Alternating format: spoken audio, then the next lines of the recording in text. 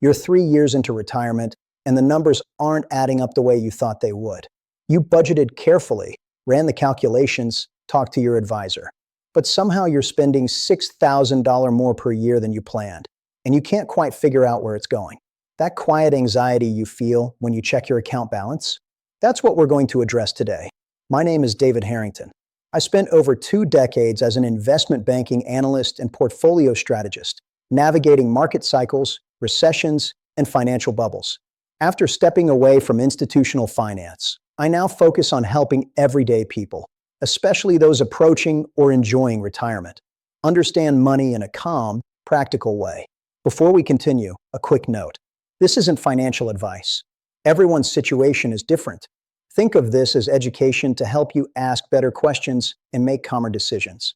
By the end of this video, you'll understand the specific spending patterns that drain retirement savings faster than almost anything else.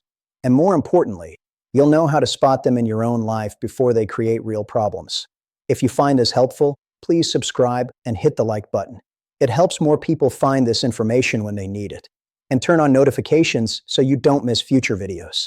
Now, let me share something most financial advisors won't tell you. The biggest threat to your retirement savings usually isn't a market crash or inflation or even healthcare costs. It's a handful of spending mistakes that seem completely reasonable when you make them, but compound into serious problems over 20 or 30 years. Here's what I learned in 2 decades on Wall Street. Institutions protect their money very differently than they tell retail investors to protect theirs. They obsess over what they call cash flow discipline, which is just a fancy way of saying they watch every dollar going out the door and they know exactly where it's going.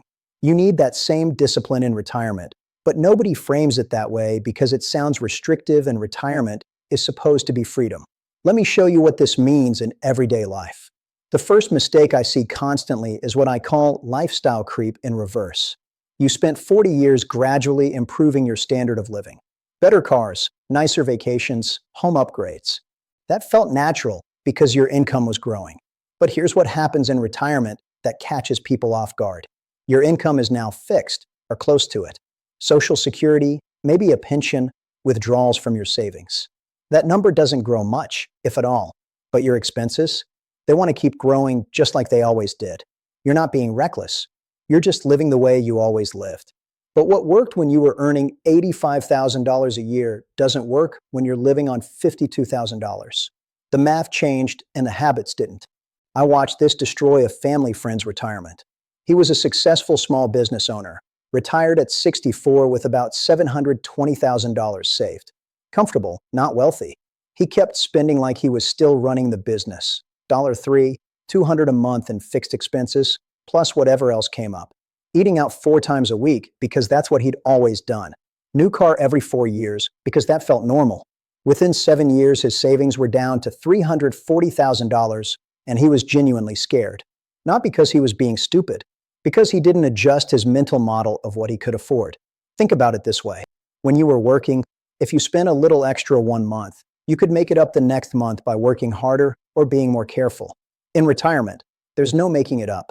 Every dollar you overspend this year is a dollar your future self doesn't have, and your future self might need that dollar a lot more than you need whatever you're buying today. Here's what happens in real life when you don't get this under control. You start the first year of retirement spending $68,000. That feels reasonable. Year 2, you spend $71,000. Not a big jump, just a few extra trips, some home repairs, helping a grandchild. Year 3, $74,000. You're not tracking it carefully because it still feels fine. But here's the problem. You plan for withdrawals of $65,000 a year. You're now pulling $9,000 more than you planned, and you've been doing it for 3 years. That's $27,000 gone that you expected to still have. Compound that over 25 years, and you're looking at hundreds of thousands of dollars disappearing without you even noticing where it went. Now here's the second mistake, and this one's more subtle.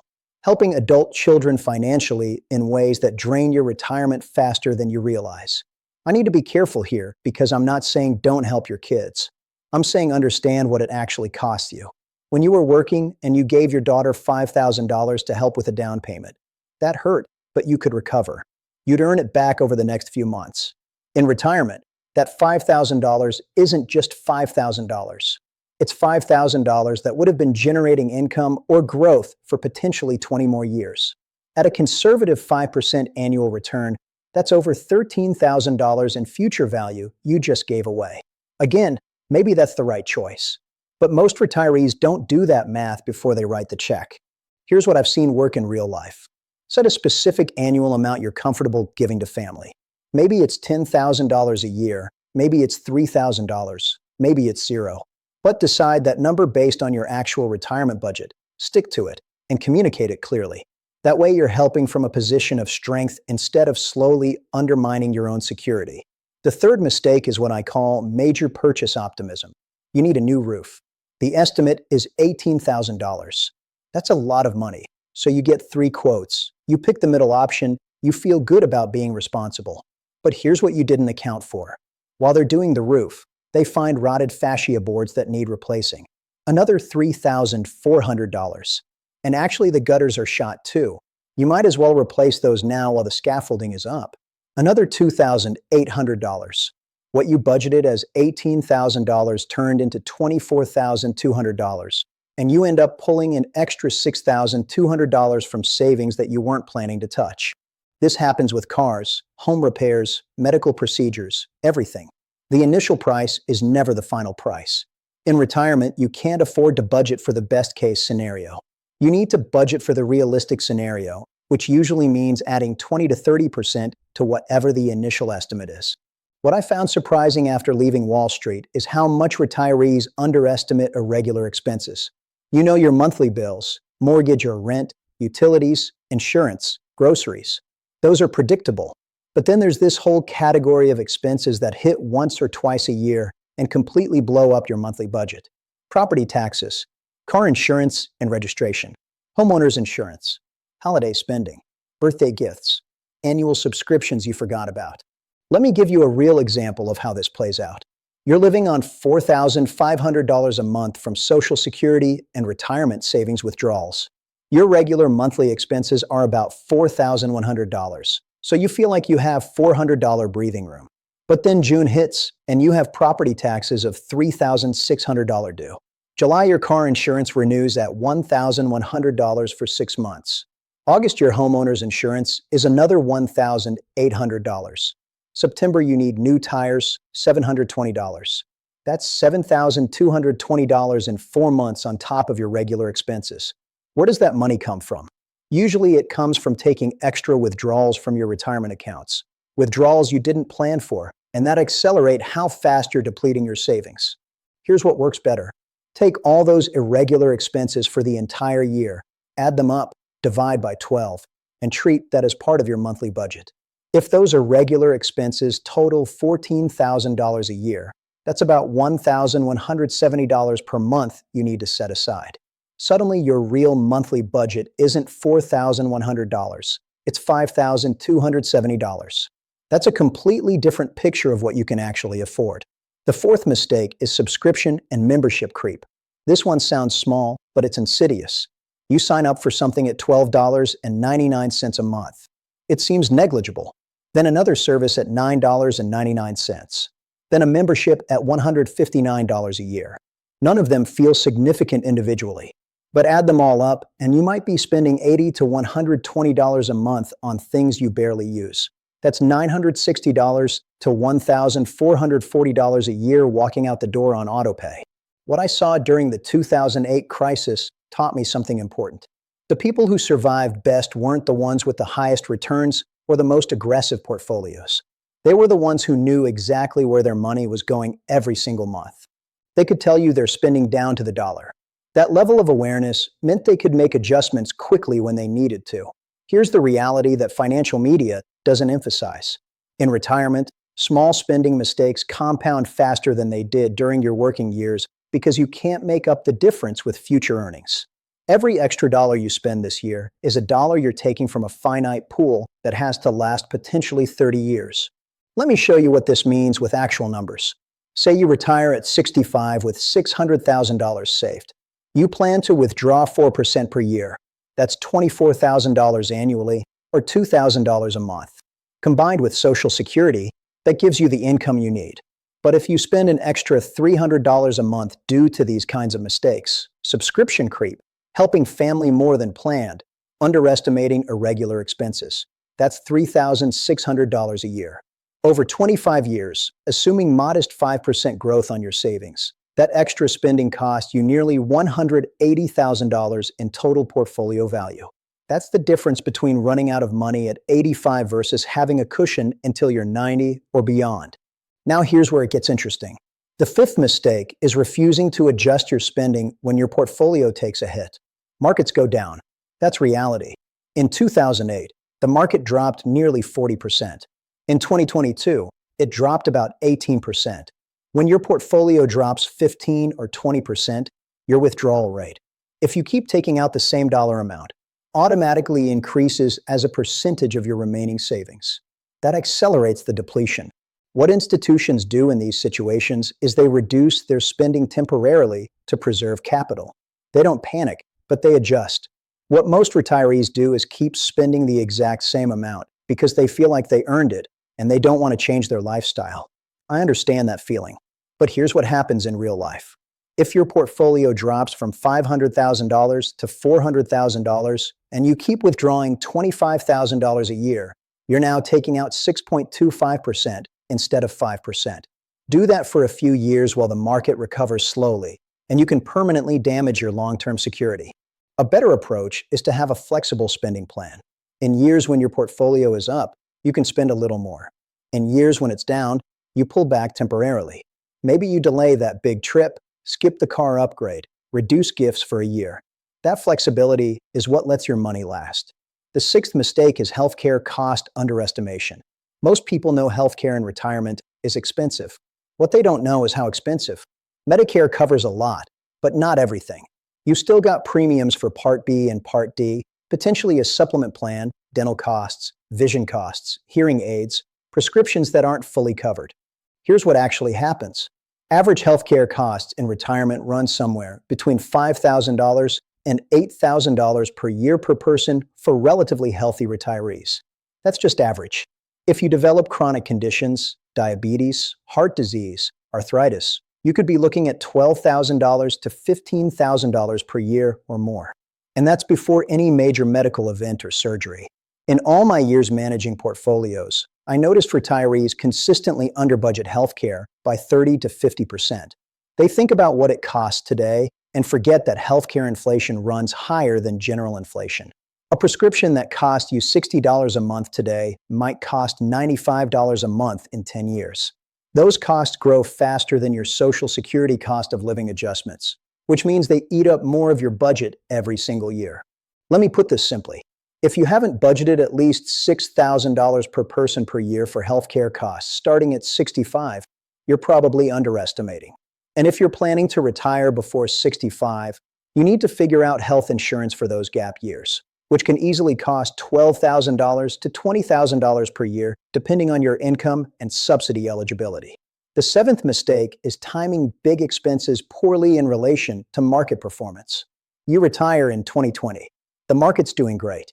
You decide to take that dream trip to Europe you've always wanted, $15,000. Then you help your son with a down payment, $25,000. Then you replace the deck, $18,000. You just pulled $58,000 out of your portfolio in 1 year. If the market stays strong, maybe that works. But if the market drops the next year and you're forced to sell stocks at depressed prices to cover your regular living expenses, you've locked in losses that you can never recover. This is what Wall Street calls sequence of returns risk, but here's what it really means in everyday life. The order in which you experience market returns matters enormously in retirement. If you have big market losses early in retirement, especially if you're also taking out large withdrawals, you can permanently reduce how long your money lasts, even if the market eventually recovers. What I've seen work in real life is to build a cash buffer specifically for irregular large expenses. Keep 12 to 24 months of expenses in cash or very safe, liquid investments.